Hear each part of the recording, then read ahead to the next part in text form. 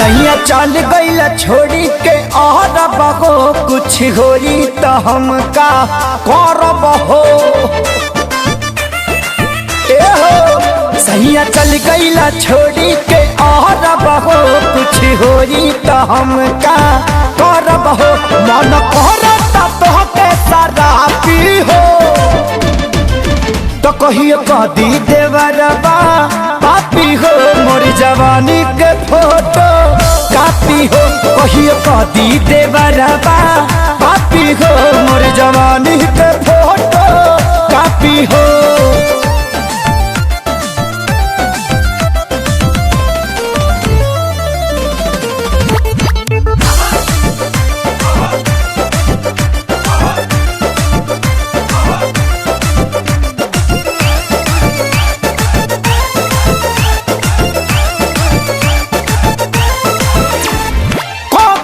धन पुराय करा हवाले का कोई नजर ये कहाँ कहाँ डाले।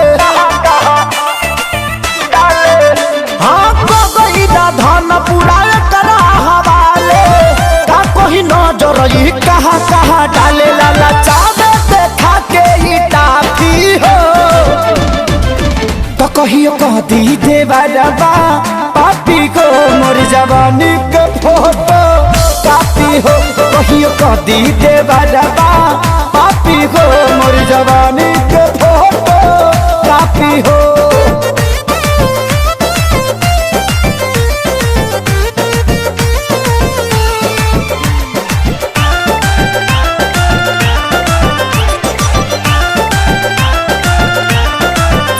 अरे पूछे आशीष कब आई हमर बारी आफत में डलल बाड़े हमके खेसारी हाँ पूछे सोनू कब आई हमर बारी आफत में डलल नीली कमल खेसारी। के गलती कुंदन मांगे माफी हो तो कहियो कदी देवरबा पापी को। मोर जवानी के फोटो कापी हो कहियो कदी देवरबा पापी हो। मोर जवानी के फोटो कापी हो